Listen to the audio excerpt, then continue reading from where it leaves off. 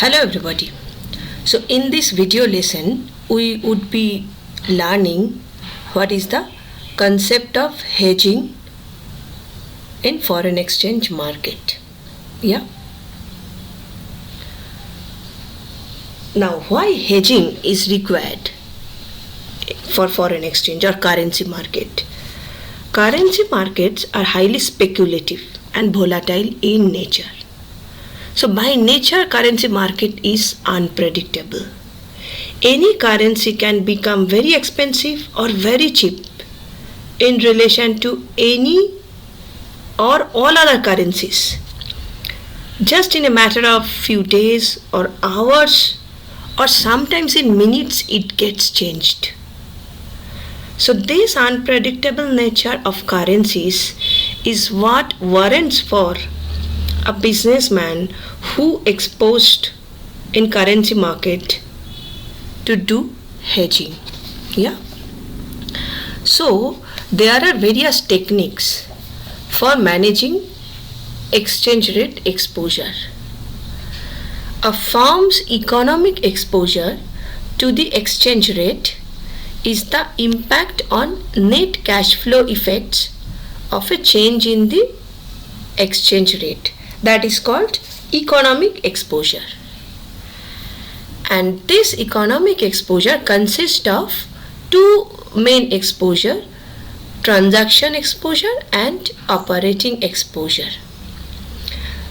Transaction exposure is the impact of settling outstanding obligations, and by the time if there is a change of exchange rate, and which is most likely that when we are entering into a transaction, that time one exchange rate, and at the time of settlement then exchange rate changed, and because of this fluctuation of currency rates, the impact, that is, we call it transaction exposure.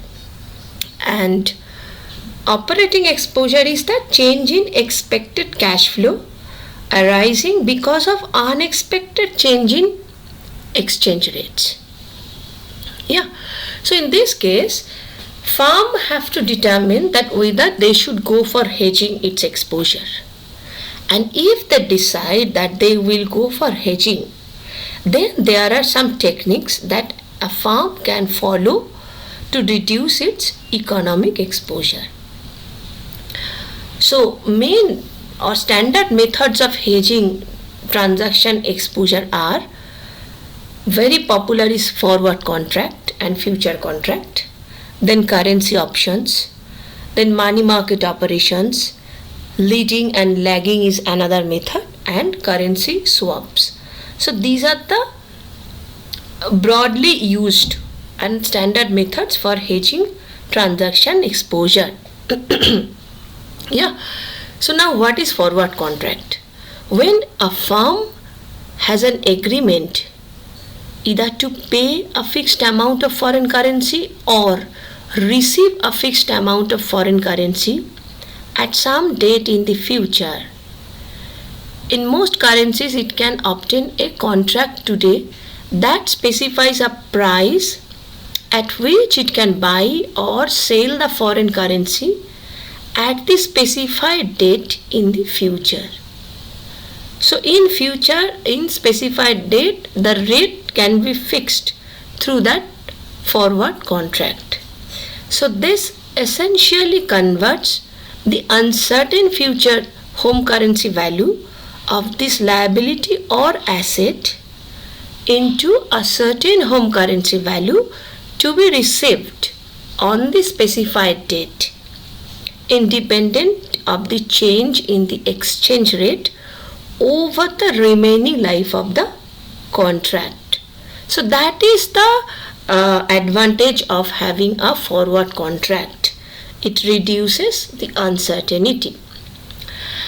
This is a private arrangement or contract. Forward is always not much institutionalized. It is more of a private agreement. There is no external controlling authority, so this might suffer from default risk, but it is having very less transaction cost. Yeah. Now future contract. This is equivalent to forward contract in function. However, they differ in few important features.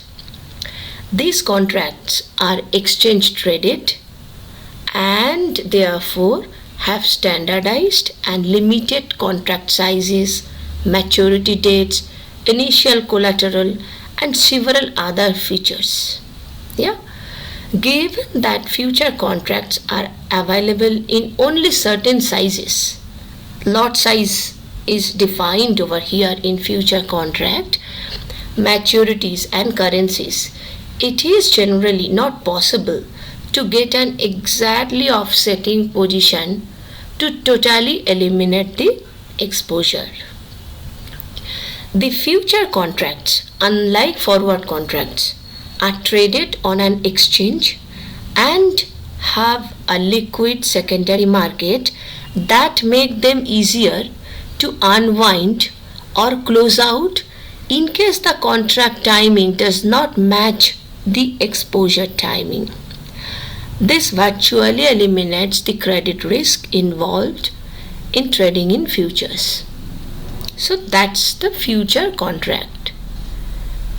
Now money market hedge. This is actually a synthetic derivative product, synthetic forward contract, because this method utilizes the fact from covered interest parity that the forward price must be exactly equal to the current spot exchange rate times the ratio of the two currencies riskless returns. In my other video lessons of interest rate parity and purchasing power parity, we have studied and explained in detail that how the forward rate is to be calculated when IRP and PPP, purchasing power parity, holds good. So this money market hedge utilizes that fact of covered interest parity. So a firm that has an agreement to pay foreign currency at a specified date in the future can determine the present value of the foreign currency obligation at the foreign currency lending rate and then convert the appropriate amount of home currency given the current spot exchange rate. This converts the obligation into a home currency payable and eliminates all exchange risk. Yeah, we will do a lot of illustrations in my other video lessons. Similarly, a firm that has an agreement to receive foreign currency at a specified date in the future can determine the present value of the foreign currency receipt at the foreign currency borrowing rate and borrow this amount of foreign currency and convert it into home currency at the current spot exchange rate. Yeah. So in summary, money market operations refers to creating an equivalent asset or liability against a foreign currency liability or receivables, and it involves a series of transactions for taking the opposite positions. Yeah. Options. So this is another very popular standard method for hedging currency risk. Foreign currency options are contracts that have an upfront fee and give the owner the right but not the obligation to trade domestic currency for foreign currency and vice versa in a specified quantity at a specified price over a specified time period. So by virtue of the nature of the option, owner will get the right but not the obligations. So now in detail what is forward, what is future and option, we will discuss in detail these things in my other video lessons. Yeah, here I am just touching upon what is relevant in order to learn the hedging of currency risk. So now coming back to options, there are many different variations on options. Put option, call option, then European style option, American style option, etc. Currency options are exchange traded instrument, and hence these options are also like future, it's standardized with reference to the period of the contract and contract size. The holder of the currency option contract has a right but no obligation to perform. But option writer is obliged to perform. Yeah? Since only a token amount is required to be made for buying an option, there is no liquidity risk for the option holder. But the option writer suffers from liquidity risk. Yeah? In case of option, transaction costs are very high. So another method to hedge currency risk is leading and lagging. Leading is accelerating the payment time. Lagging is delaying the payment. A company which has surplus cash can lead or lag the payment based on the movement in foreign exchange rate. There is no uncertainty involved if payments are going to be made immediately. Yeah? The disadvantage is non-utilization of credit policy offered by the vendor. So in case of leading, I am paying immediately. So uncertainty in terms of exposure and risk is not there, but at the same time opportunity in terms of credit discount or credit period offered by the vendor is being unutilized. Leading the payment would mean non-availability of funds for any exigencies during the period till due date, because I am paying upfront immediately. Yeah. Currency swaps. Currency swap involves an exchange of cash payments in one currency for cash payments in another currency. It is an agreement to exchange principal and interest rate obligations in different currencies at an agreed rate. Currency swap allows a firm to redenominate a loan from one currency into another currency. Suppose an Indian company will be able to get funds at a lower rate in India than abroad.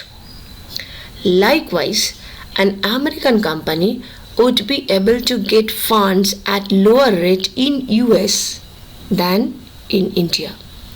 Now, if the American company wants to make an investment in India and the Indian company wants to make an investment in the US, then the companies would borrow in their respective countries and exchange the interest obligations for mutual benefit. So for example, say bank in India, interest rate for Indian company 10%, interest rate for US company 12.5%, and in US interest rate for Indian company 8% and interest rate for US company 7%. So here the US company would borrow in US and fund that for Indian company's operation, and the Indian company will borrow in India and fund that for American company's operation.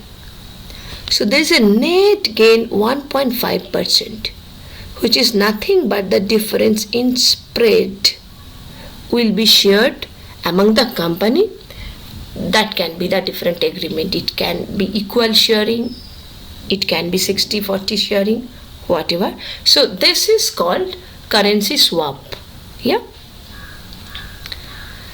Now these are the standard method what we have discussed. We will solve practical illustration in order to understand in more in-depth manner and how it impacts. So the question is that why hedging? We need to keep in mind is one thing, that hedging is just like buying an insurance.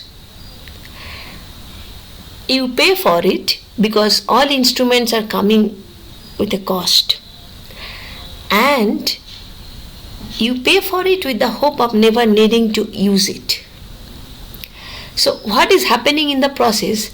So I am wasting money, inverted comma waste, on hedging. Just like that, when I buy insurance, I waste money. So now waste, the term wasting money, may be objective in objective sense, but we need to reflect, is the money is really wasted? The money which I am spending in order to get hedging or insurance, it buys me peace of mind, and it secured me against some unexpected outcome or any bad events. Yeah. So what does it mean? It means that you cannot rationally make a decision whether a hedge is a good idea or not, depending on whether it makes money or produces a profit. In other words, in a very simplified manner, if I say, hedging is not there to make profit. Hedging, you have to take a decision, you have to take a position, and then you have to do a hedge. But if what positions you are thinking today in terms of currency fluctuation, it change, it may so happen that through hedging you are incurring loss,